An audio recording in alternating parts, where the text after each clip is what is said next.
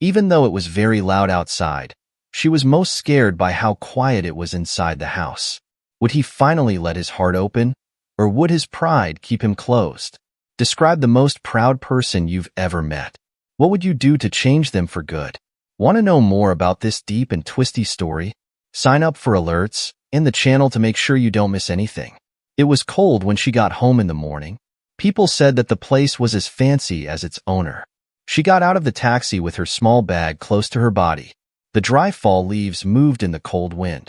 On one side, a big stone house with tall windows stood out and seemed to be watching the newcomer at all times. Her heart skipped a beat, so she took a deep breath and tried to calm down. She had heard from many people who knew the millionaire who lived there that he was rude and couldn't smile. When she was feeling shy, she always tucked her hair behind her ear. A quiet gate opened, and an old man with a serious face walked up to greet her. He was the butler. She crossed the courtyard with a few short steps and enjoyed the beauty all around her. When you got inside the house, you felt sad and alone. The house was clean, but it didn't feel like a home because the dark wood furniture, bright lights, and closed-off smell made it so. As the butler led her into the main hall, she got a chill. The wealthy person was there, with his hands in the pockets of his fancy jacket and his back to a rack of books. When he looked at her, he had cold eyes that were almost scary. She slightly bowed her head to show respect, but she felt sick to her stomach. "Do you want to be the new housekeeper?" she asked. "Are you okay with that?" she asked in a steady, low voice that didn't want to be friendly. He seemed to want to look deep into her soul, which she didn't like. Her heart was beating faster than ever, but she said, "Yes, sir. I hope I can live up to your hopes." The millionaire didn't answer right away. He turned his head away and gave the butler the go-ahead to keep the show going. She found out that he didn't see her as a person, but as something that needed to be done around the house. But in the background, he seemed to be shaking almost very little. She got to work early the next day, but she still hadn't talked to him much. When she heard heavy footsteps behind her, she turned around to clean the main hall. While she cleaned a wooden shelf to avoid their eyes, she could feel his on the back of her head. His voice was rough, and he was closer than she thought. "What are you using that for?" She slowly turned around with an old, dusty vase in her hand. He stopped her in the middle of saying, "I was just cleaning." He told her, "Don't touch that vase," which made it sound like she had done something wrong. She took a deep breath and kept her eyes open, even though her face turned red. "Yes, sir, I understand. But I thought I should take care of it since it was inside the house." She stood up straight and put the vase back where it belonged. He didn't think her voice would be so loud, even though it was calm. He looked at her and judged her for a long time. His eyes got big, and she thought he was going to say something else mean. But to her surprise, he just shook his head a little and left the room, leaving her alone. She blinked because she didn't get what he meant. He was ready to make fun of her again, but she was ready for it. When she became interested, she quickly brushed it off and went back to her work. As he left, he felt angry and something else he couldn't put his finger on. The fact that woman seemed calm, like she wasn't afraid of his fame or personality, made him mad. He didn't pay attention to this, even though it bothered him and interested him. There were strict routines for every day at the house. The curtains were always closed in his dark study, where he worked every day. He always got up at 6 in the morning and ate breakfast by himself. The maid watched his careful habits from a distance to find out more about the man whose looks seemed to be able to control everyone. At first, he didn't say much to her because he liked being by himself with his thoughts. He was in charge of making sure everything was in order and that everyone was where they were supposed to be. It was like they were all pieces of a big puzzle. He worked hard to keep things in balance, and she quickly saw that any change, no matter how small, threw it off. The house was very straight. She also knew he was watching her, even though he was a long way away. He would just show up at the places where she worked and watch what she did, as if he wanted to find something wrong with her to criticize. She didn't quit, though, because she was calm and determined. He watched her like he was trying to solve a puzzle while she cleaned and took care of the house. It surprised him that as the days went by, his mind kept going back to her more often than he would have liked. He asked himself, when does she follow my rules like everyone else? He didn't understand what was so strange about the way she worked, which was calm but almost pushy. Without getting mad, she seemed to ignore him.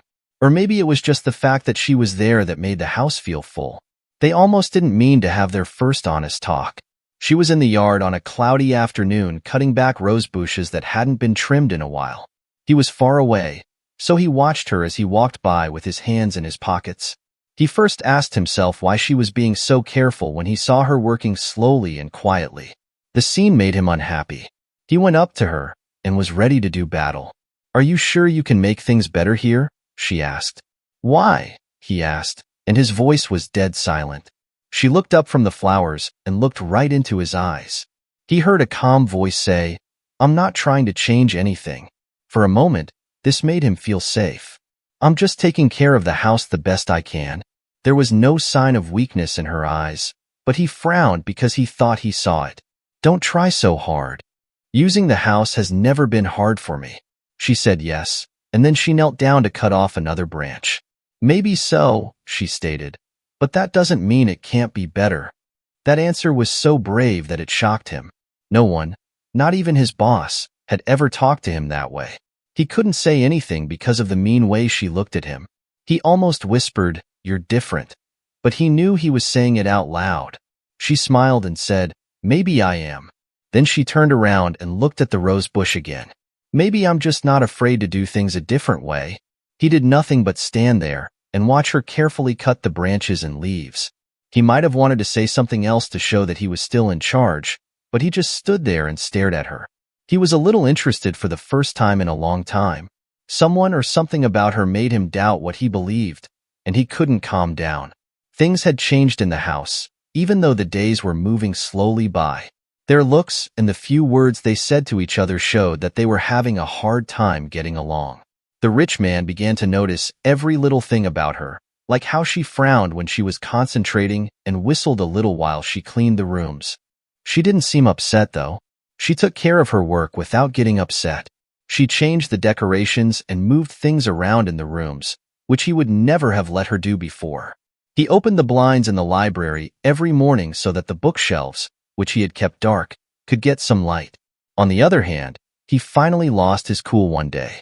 Her books were moved from the office to the library because she thought they would look better there, grouped by subject. He yelled at her in a mad voice when he saw the empty bookcase in her office. It was very quiet in the house. He asked quickly and angrily, "Who told you that you could look through my books?" She looked at him while holding a book, but her face stayed calm. "No one told me I couldn't," was her simple answer. "I thought the library would have them easier to find." He became very angry, and he said, "I didn't ask what you thought." He yelled, his eyes red with anger. She stared at him and took a deep breath before she spoke. "I get it, but things need to be changed sometimes, even if no one asks for them to be." He said, "Even more so if they can make everyone's life better." His voice was calm, but his words were strong. The air around them seemed to shake for a moment, and he couldn't answer. He was used to being in charge of everyone and everything, but she wasn't following the rules. He was shocked that he wasn't mad anymore. He was really confused, which made him madder. It was still going on when he got up and left, leaving her alone in the room. He felt something new and scary in his chest as he walked away. Angry, interested, and something else he couldn't put his finger on together. That night, out of the blue, there was a storm at the house. Thunder and strong winds could be heard throughout the halls, and the electricity flickered until it went out. It was dark in his study, and what had happened that day was making him very angry. It rained outside, and he could hear soft footsteps coming toward him.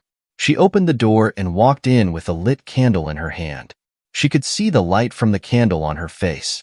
She said in a calm voice, "It looks like we're out of power." Outside, there was a lot of noise. He just nodded because he didn't know what to say.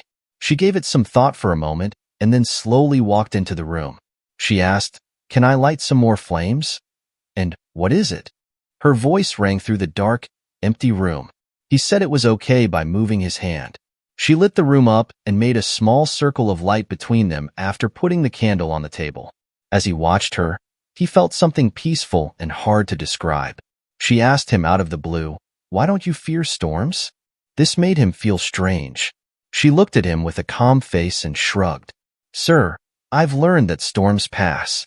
They may be scary, but they change things, and sometimes we need that to grow. While she spoke, she smiled a little, as if those words were every day for her. Let today be an example. When we're tired, we need to stop and look around. When he looked at her, what she said hit him hard. It made her feel better to look at life in that direct and simple way. She seemed to be able to make even the worst times better at times. For the first time, he tried to say more and share more of himself, but the words wouldn't come out. She walked over to a nearby chair and sat down. The candles made the wall shadows move, and the sound of the rain seemed farther away. As they stood in that small circle of light, they didn't say much, but they knew something had changed. There was more to their relationship than just following the rules and getting along. It wasn't clear yet, but it was getting stronger. It was clear and cool in late fall after days of storms. Things in the house were still the same, but one thing had changed. They were quiet, as if they both knew that their recent fights had made room for a new place where they could understand each other without words. One day in the late afternoon, someone showed up out of the blue to break up the routine. While the rich man was waiting in the living room, he heard a car coming up the street. An interesting guy getting out of the car caught the maid's eye through the window. His mood was very different when he arrived. The room was lively, not like the rest of the mansion, which is usually quiet. The millionaire met him at the door. It was so strange that he smiled for a short time that it caught the cleaner off guard. She stood back and watched them talk excitedly.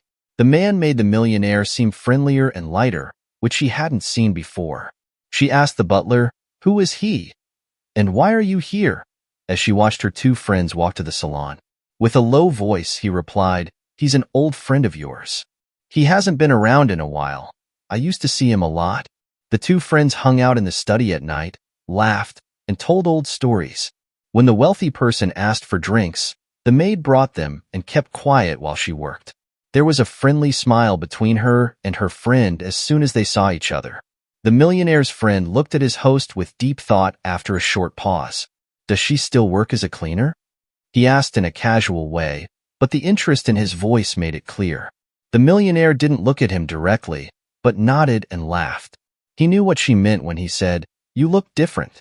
She replied, "I thought you didn't let anyone get to you." The millionaire sipped his drink, not liking where the conversation was going, but also not being able to deny what his friend was saying. When his friend came over, the mood in the house changed. The days after that got better, but the millionaire got angrier. The maid noticed this, but she didn't say anything because she was too busy watching him closely. She was cleaning the office one afternoon and found an old diary hidden in a closet. The leather cover was worn down, which meant it had been used for a long time. She knew she shouldn't touch personal things, but she was interested and carefully opened the notebook to read the words that were written quickly and strongly. He knew right away what it was about, a deep loss and a love that had terribly broken down years ago. As she read it, her heart pounded. His words not only told a story, but they also showed the pain he kept to himself. She felt bad that she had broken into his private space, but she also understood why he was so cold and haughty. She was reading so much that she didn't notice when he walked into the office and asked, "Why do you think you're here?" His voice sounded like thunder, and she was so shocked that she dropped the notebook.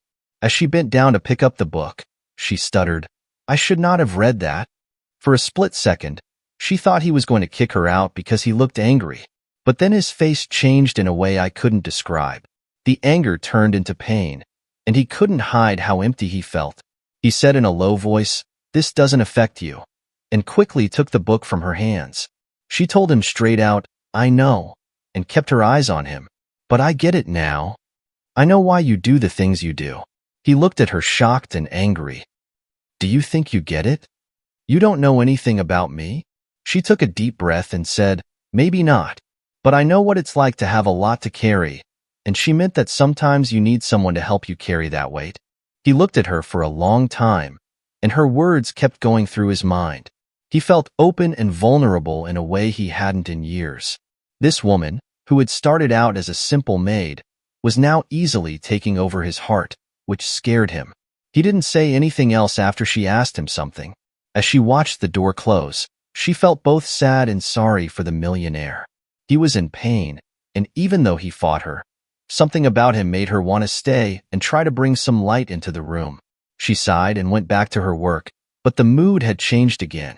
There was a thick blanket of silence in the house for several days after what happened at work. The maid kept working, but she could feel the millionaire's presence more strongly than before. It was like he was watching her from a distance, but not making eye contact. The atmosphere felt like it was about to blow up at any second. He didn't show up until she was cleaning up the yard one morning. He walked in with his hands in his coat pockets and a serious look on his face. She stopped cutting the rose bushes in surprise when she saw him. His face looked different. It seemed like he was both determined and tired. "Why do you look through my things all the time?" His sharp voice broke the days-long silence. She turned her head and looked at him. She took a deep breath and then spoke. "I'm not getting involved," she said calmly. "All I want to do is help make the house a better place. And if that means dealing with things you'd rather not," he added. He laughed at her because she was being so cocky. "Do you really think you know what's best for me?" He stepped forward and raised his voice. "You don't get it. You clean houses for a living. Don't get involved with the master's life. That's your job." She tried to stay calm even though her face was getting hot from anger. "And you're just a man," she said so quickly that she couldn't stop herself. "A man who got lost in his own pain and pride. You're really just running away from how you feel because you think you can handle everyone and everything." It was a dangerously low voice that he used to tell her, "You don't know anything about me. You have no idea what I've been through." "No," she said, keeping her eyes on him, "but I know that the past is ruining your present. You can't see anything else because you're in so much pain." He wanted to scream, kick her out, or say anything else to get her to shut up. But what she said hit him like a storm and broke down his walls. It was the first time he felt weak and vulnerable in front of someone who wasn't afraid to talk to him about it. "Get out of here," he finally told them, but his voice was weak and he slouched his shoulders in defeat. "Enough with this," she said. She left the garden without a fight, leaving him to think by himself. As he walked, he almost cried, but he stopped himself. She knew she couldn't help him deal with his problems, no matter how hard it was. That night, there was even less noise in the house. The millionaire locked himself in his study to deal with how he felt. He kept hearing his words over and over in his head, and they broke down the walls and excuses he had built up over the years. Even though her chest hurt more than usual, the maid tried hard not to think about the fight. She cleaned the rooms and stowed away the kitchen as usual. But she knew that the fight was important because something had to break so that something new could come out. Early in the morning, when everyone in the house was still asleep, she heard heavy footsteps in the hall. When she ran over to see what was going on, he was leaning against the wall with his hand on his chest and a pale face. "What did you do?" she asked. Her voice was full of worry as she asked. He said, "I don't know," and his breathing was all over the place. "I'm not feeling well." She took his arm and helped him get to the couch in the living room. It looked like he was scared, and it made her scared too. She quickly got a blanket and put it over him. He tried to keep his breathing in check while he closed his eyes.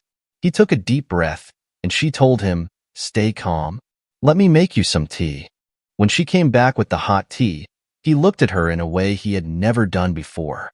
He looked grateful and surprised at the same time, like he hadn't expected this kindness. He asked in a rough voice, "Why do you have to do this? After everything, why do you care?" She got down on her knees in front of him and held the cup. "I just told her, because no one should have to go through this alone. Everyone needs someone, no matter how hard things are." He shook hands as he took the cup of hot tea and slowly drank it. He wasn't ready for the relief she gave him, and he didn't know he needed it until that moment. It made him feel strangely safe to be with her. For the first time in years, he didn't have to hide who he was or tell lies. In a low voice, he said, "I don't know how to thank you." He felt weak and bad about it.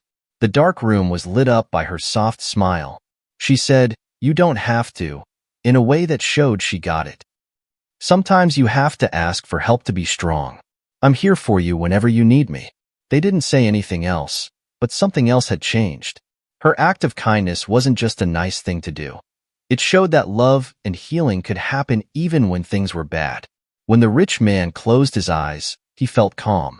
At the same time, he felt a little hope starting to grow. The mood in the house slowly changed after that night. The rich man changed how he behaved, but at first he did it slowly. There was more than just silence in the mornings.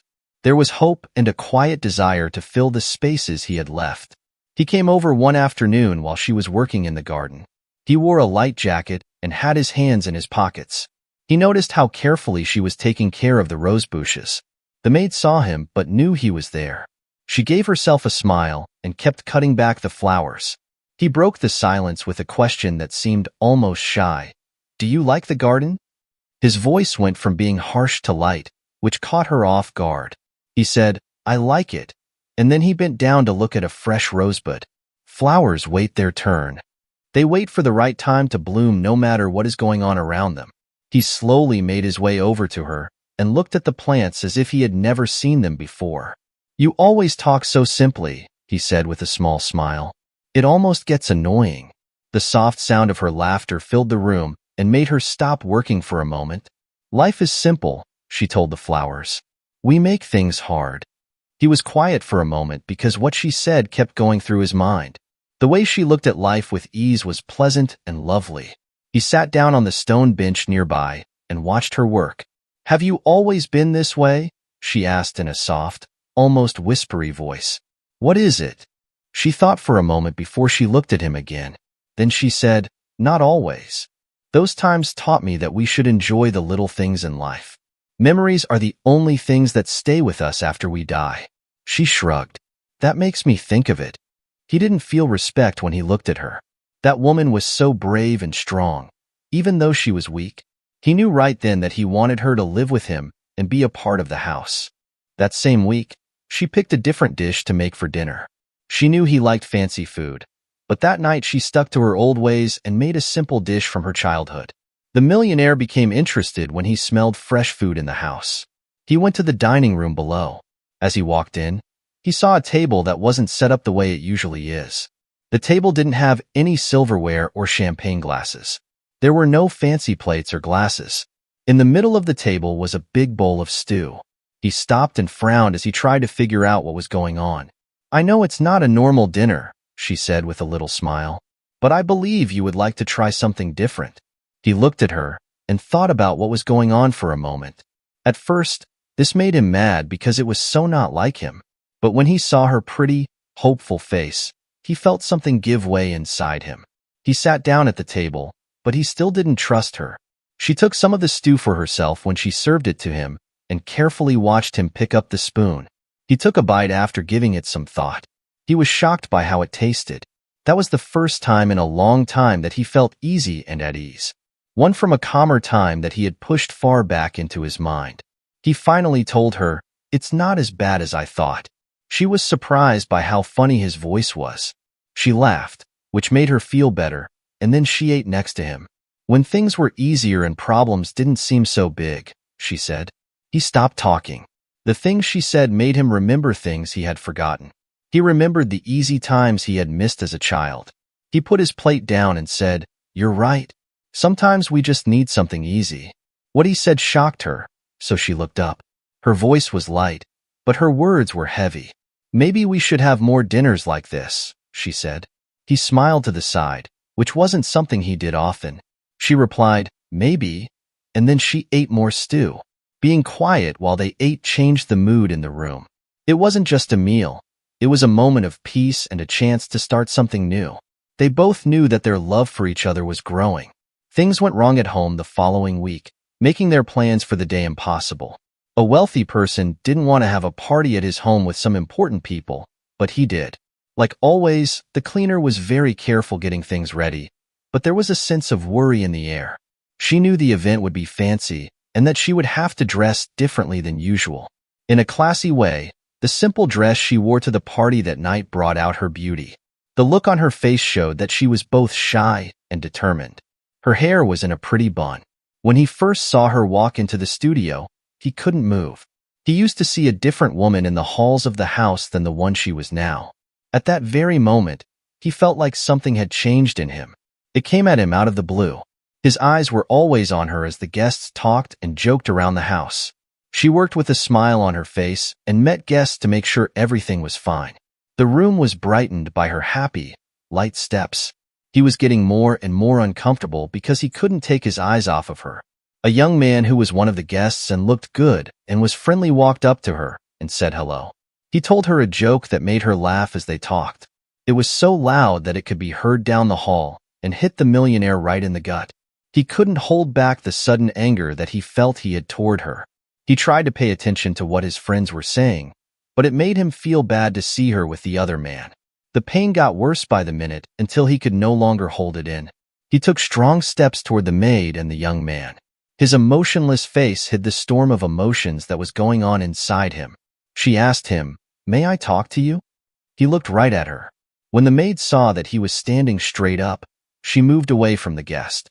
Then she took the billionaire to a room with less people. He was furious and angry as he looked at her. The man tried to sound casual, but failed horribly. You seem to be very busy with your new friend," he said. She looked at him with surprise on her face.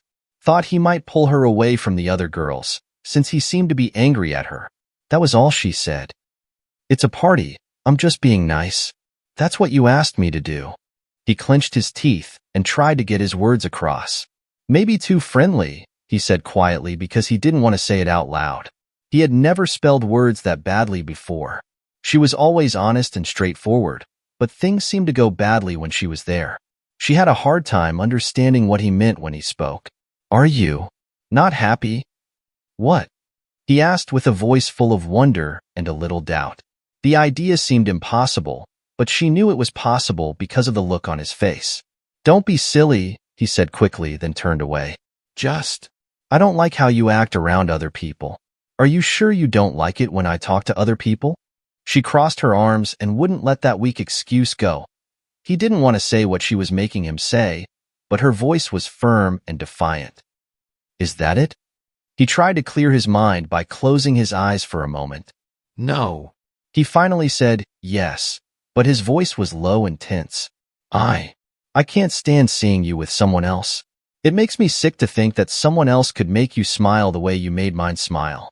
Even though her heart was beating fast, she didn't say anything because what he was saying was so strong that it kept her quiet.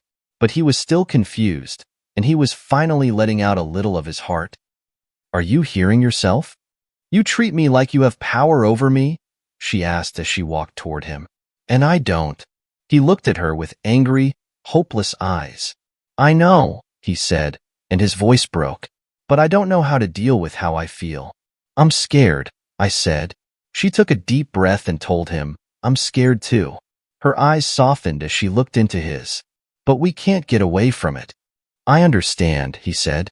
There was nothing in the space between them, but it was full of thoughts and feelings that they didn't say. It was the first time that they were both honest about how they felt, without face or reason. They knew that they were about to make a big choice that could change everything. The house got busier over the next few days after the party. The fight that night left marks on both of them. The maid kept doing her job, but there was a strange lack of conversation between her and the millionaire. He, on the other hand, had become even more self-centered and was struggling with his feelings. One afternoon, a handsome young man from the party came to the house as a guest to talk business with the millionaire. The maid came in to bring them tea, and the guest smiled and waved in a way that seemed familiar. The young man said, "You're back," which made her smile. "It was great to meet you at the party. I hope you had a good time too." He put the cups on the table and said, "Yes, it was a good event." She could feel the millionaire's eyes on her, but she kept her cool and didn't notice how tense things were getting. The young guest never stopped talking. He just said, "I'd like to know more about the stories you told that night. Maybe we could talk more over coffee." When the millionaire suddenly got up from his chair, it was like a bomb went off in the room. He looked at his guest with cold eyes and said, "I'm sure my housekeeper has a lot of work to do. And you, sweetheart, are here for business, not to set up a date." At first, the young man didn't understand why the person was so angry. He quickly replied, of course, because he didn't want to upset them. "I just thought." "You thought wrong," the millionaire said with a look to end the conversation. The maid quickly left the room because she felt unsafe, but not before giving the rich one last look that showed both anger and pain. When the guest finally left after a while, she lost it completely. The millionaire was sitting in the living room, staring blankly into the fireplace. She walked up to him, her voice rising with anger, and asked, "What was that all about?" He crossed his arms and said, "Do it. Why did you behave that way?" His eyes were dark and sharp when he looked at her. "Do you not really get it? I am not going to stand here and watch another man come up to you. I'm not going to." His voice was shaking because he was so angry. "You can't treat me like I'm yours," I replied, moving closer to him. "You think you can control everything and everyone around you, but you can't control my feelings or the people I talk to." The millionaire didn't say anything because he could hear everything she said. He couldn't hide how he felt anymore, but he also didn't know how to deal with it. He had built such strong walls around himself that he was stuck and couldn't do anything. He looked for the right words to say first. "You don't understand. I didn't ever want to feel this way again. I really didn't want to depend on anyone or let that person into my life." She shook her head because she was about to cry but couldn't. "Okay, what do you want? What is it? Are you still going to hide behind your fear and pride?" she asked in a low but firm voice. "Are you going to give yourself a chance to live?" When he looked at her, his heart was racing. She was right. He had lived his whole life following strict rules, being in charge, and never giving up. But now that she saw it, it all seemed empty and pointless. She was afraid of what would happen if she let down her guard. "I don't know how," she said through tears. "I don't know how to be unique." She moved closer to him and took a deep breath. "Nobody knows," she said with a mix of pain and compassion. "All of us are learning.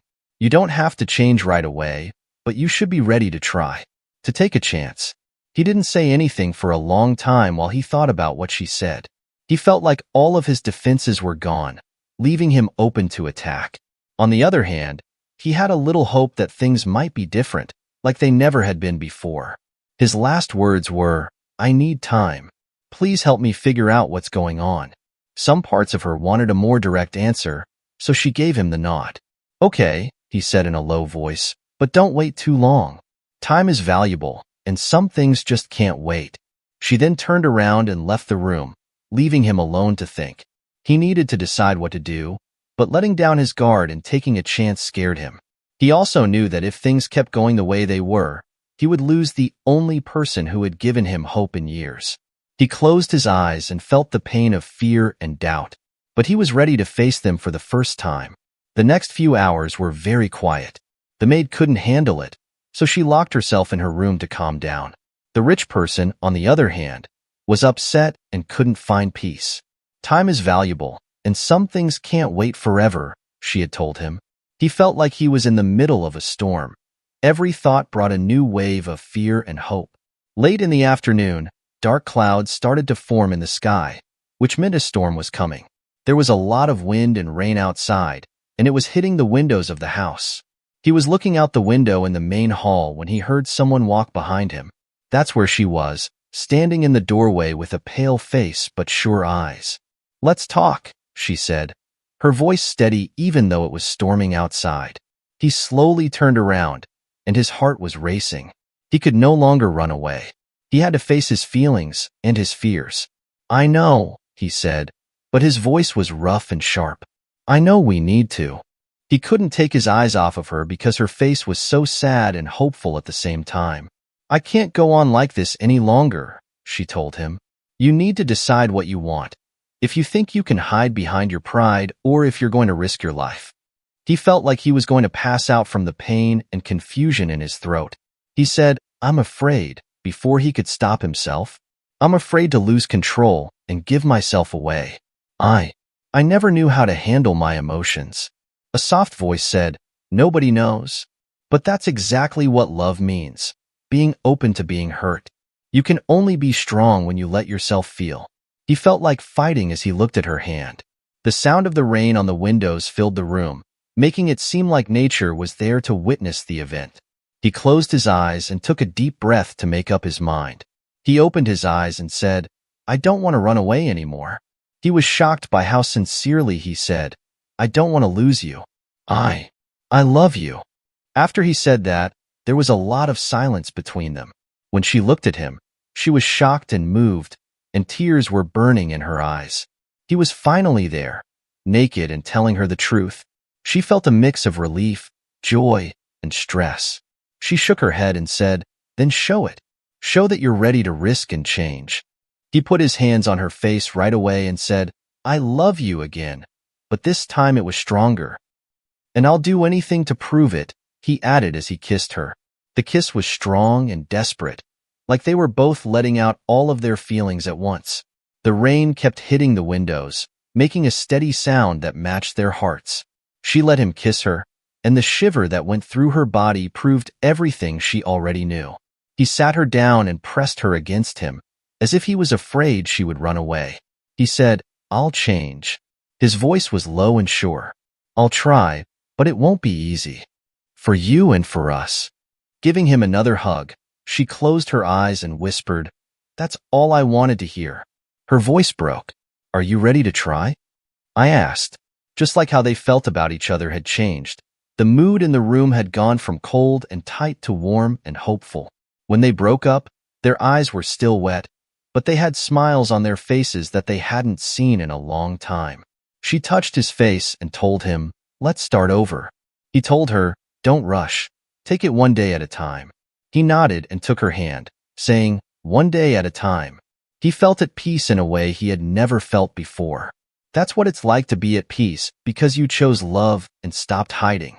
They both looked out the window at the light rain. He was ready to face the future with her for the first time, even though that future was unknown. In the following days, there were clear changes in the house. The air, which had been heavy and stern before, began to lighten up. The millionaire and the maid had both been through a lot of different emotions. Now they were learning how to handle a new situation together. They both wanted to give it a try, even though it wasn't easy. It was a small thing that meant a lot to him. He was ready for her in the kitchen in the morning with the coffee already boiling. It was an attempt to get closer and share the little things that happen every day. She felt touched by these little things because she knew that every step was important to him. She used to just take care of the plants in the yard, but now it was a place for them to hang out and talk. One sunny morning, he came over with a flower bud and said, "I thought maybe we could plant these together." He used to hate getting his hands dirty, but now he didn't seem to mind. He said with a funny tone, "I think you're changing me into someone else." She laughed and shook her head. "I'm not turning you," she said softly. "It's my job to show you who you really are." As the days went by, they did many small things together that helped their new relationship grow. They did disagree sometimes because it took time to break old habits. He was still cocky and stubborn at times, and she always spoke to him firmly when she thought it was necessary. As they talked about moving things around in the office one day, she told him, "You don't have to be right all the time. We're all in this together. It's about finding a good balance." He sighed and rubbed the back of his neck.